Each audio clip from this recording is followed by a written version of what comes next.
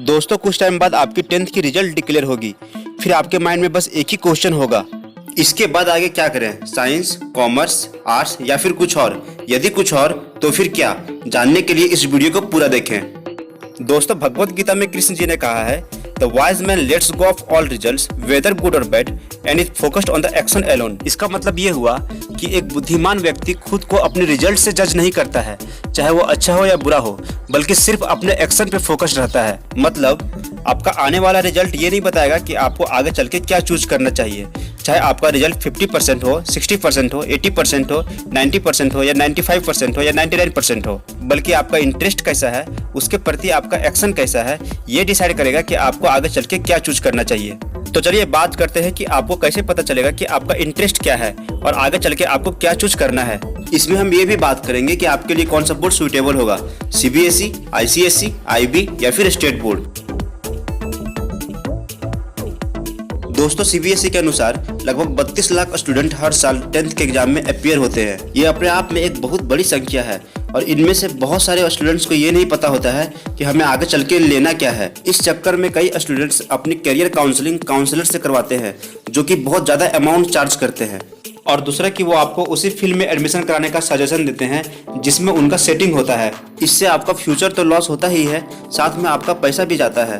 लेकिन इस वीडियो को देखने के बाद ना ही आपका फ्यूचर लॉस होगा, ना ही आपका पैसा जाएगा।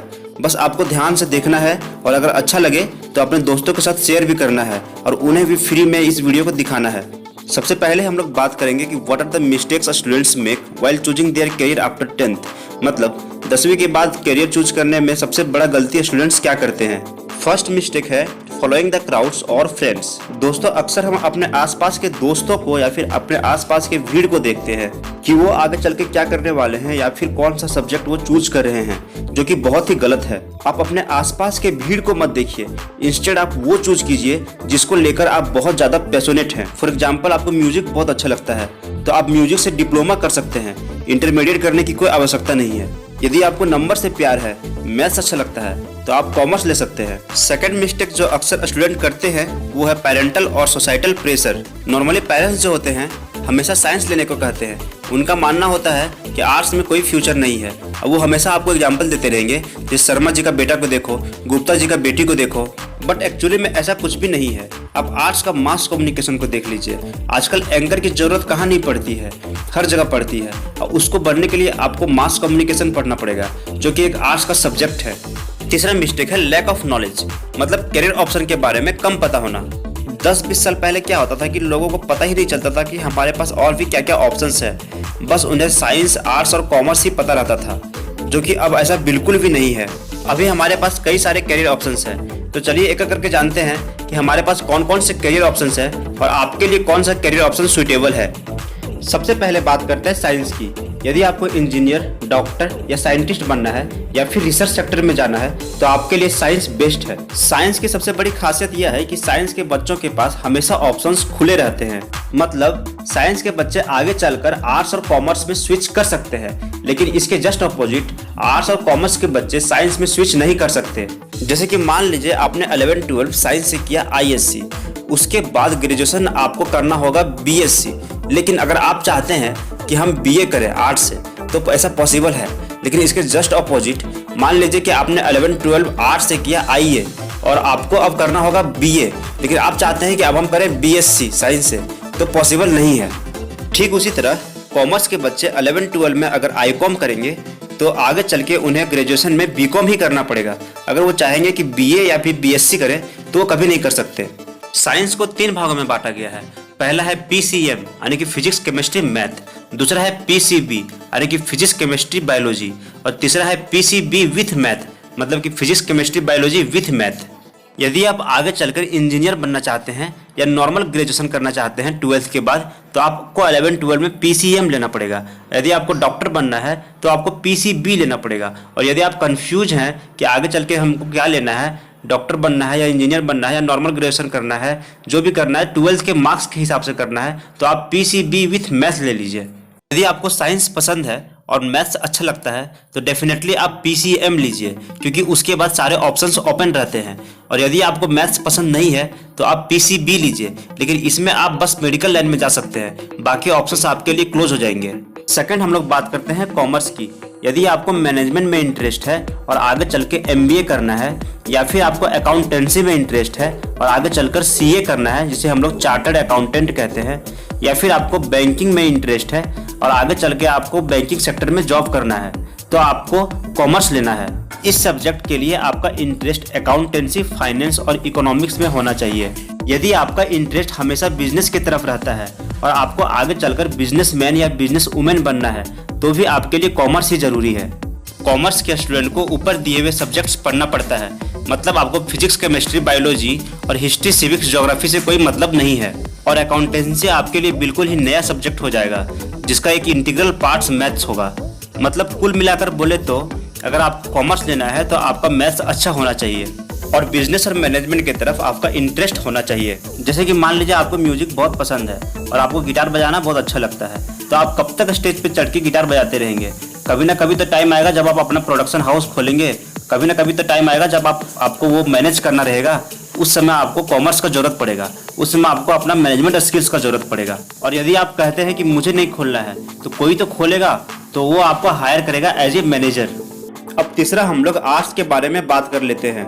यदि आपको जर्नलिज्म पसंद है, जिसे हम लोग कहते हैं पत्रकारिता, या फिर मास कम्युनिकेशन पसंद है, जिससे हम लोग एंकर बनते हैं, जो कि टीवी, स्टेज या फिर बहुत सारे जगहों पे पाया जाता है। जैसे कि मैं भी अभी एक तरह से एंकर का ही काम कर रहा हूँ। यदि बोल रहा हूँ तो वो अलग बात है कि मैंने इंजीनियरिंग की हुई है, जो कि मैंने गलती कर दी, और इसका रीजन है मेरे इंटरेस्ट के हिसाब से मेरे करियर ऑप्शंस का पता नहीं होना, क्योंकि उस समय जैसा आज आपके पास इंटरनेट और यूट्यूब है वैसा कुछ नहीं था। यदि मैं उस समय आर्ट्स लिया होता तो आज मैं एक IAS IPS होता, या फिर कोई एक अच्छा टीवी प्रेजेंटर होता।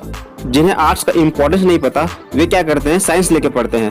11-12 साइंस पढ़ा, ग्रेजुएशन भी साइंस से किया, उसके बाद UPSC का तैयारी करते हैं, क्योंकि उन्हें सिविल सर्वेंट बनना होता है, मतलब IAS और IPS।